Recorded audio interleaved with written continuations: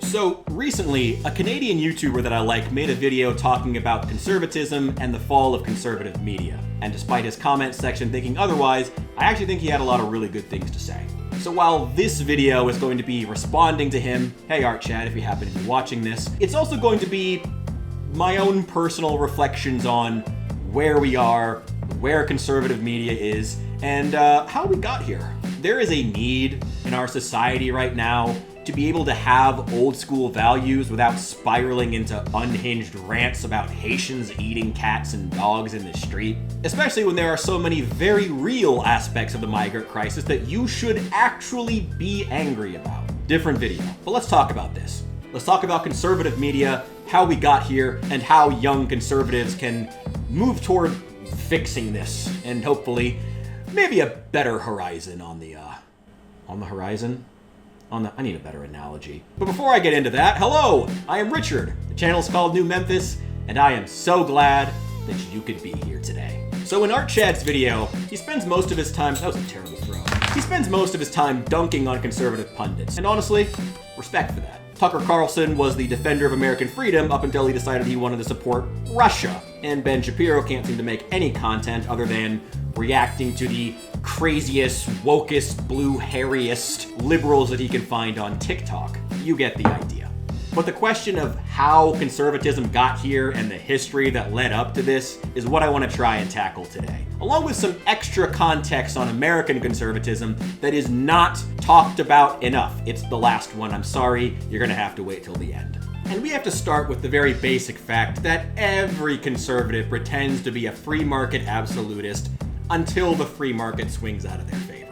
It's a known thing. Humans are flawed and selfish creatures, and inevitably conservative pundits will choose the most profitable options for their platform. We saw that when Tim Pool seemed to think that his opinions were worth $400,000 a month. You idiot. And if you want to see a version of this being represented in an artistic cultural touchstone, BioShock literally parodied this back in 2007. Bush wasn't even out of office yet. This is literally Andrew Ryan's character arc. Loves the free market until it swings out of his favor. But I think the best lens through which to view this phenomenon is not the conservative versus liberal mindset. A mindset that is vastly more recent than I think a lot of young conservatives and young liberals are willing to grapple with. This is a story of capitalist markets and artistic movements, and the cycles of creative destruction that they naturally will progress through. Shapiro, Carlson, Peterson, Trump, Musk, they're all conservatives from a bygone era that is increasingly becoming more and more irrelevant by the day. And is still really rooted in the Reagan era, if I'm being honest. Being a free market and free speech absolutist doesn't make it any easier to watch young upstarts replace you, especially when they don't say things that you like. It doesn't make it easier to watch the zeitgeist rush headlong in a direction that you don't like and don't fully understand.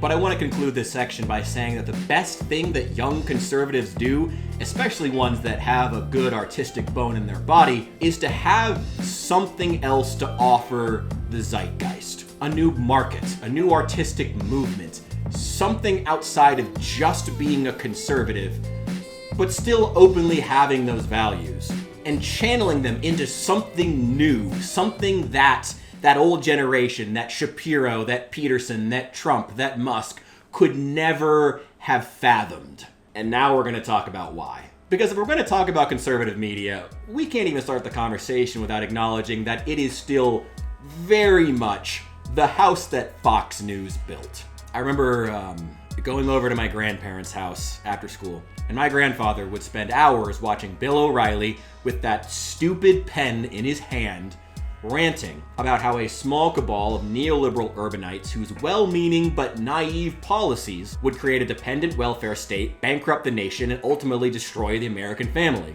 Fast forward a few decades, going from O'Reilly to Hannity to Carlson to Shapiro, and the nuances have been lost in favor of this weird victim counterculture narrative ranting and raving against the libs. And trust me, I am not saying that Bill O'Reilly is someone that young conservatives should be looking up to. But he does represent a time when conservatism and liberalism existed next to one another and competed with one another by trying to make better arguments than the other side.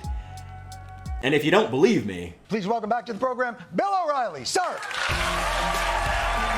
on out. We're now in a society where hatred is rewarded. It's incentivized. It's monetized. That's right. They get paid to do this. They're so untalented. We are able to disagree without hating each other. Now, I truly hate him, but I don't but show it. You hold it very well. I don't. That kind of détente where two people look at life differently isn't rewarded.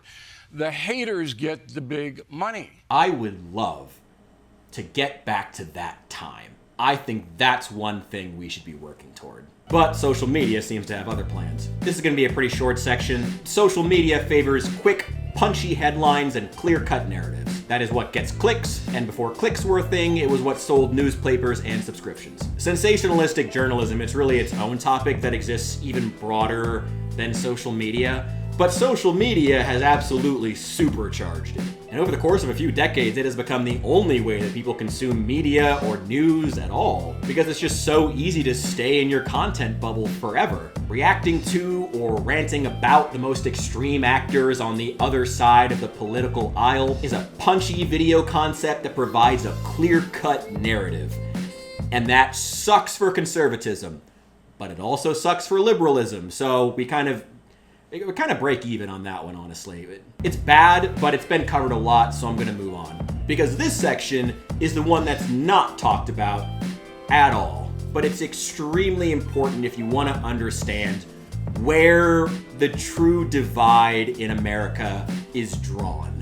One of the interesting areas where the United States, I think, gets a little too much credit is in its hegemony.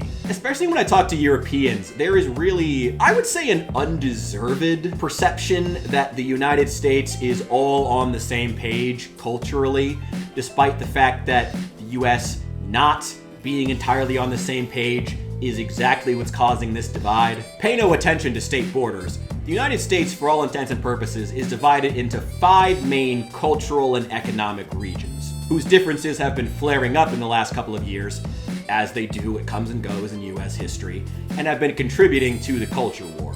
These areas are the northern East Coast, the southern East Coast, the Great Lakes, the West Coast, and of course, Texas. And for you US history scholars who notice that this seems very similar to the divides that caused the United States Civil War about 150 years ago, congratulations, you get a gold star. Like I said, these flare-ups come and go in US history.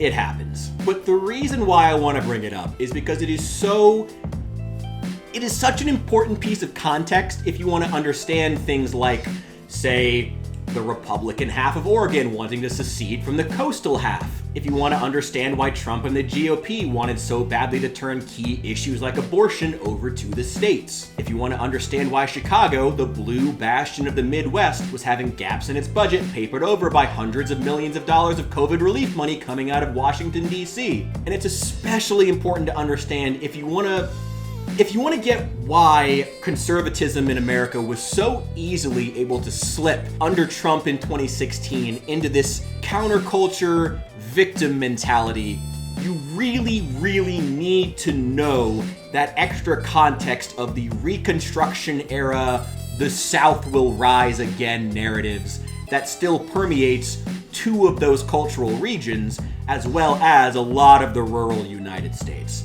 as Washington, D.C.'s cultural influence continues to wane.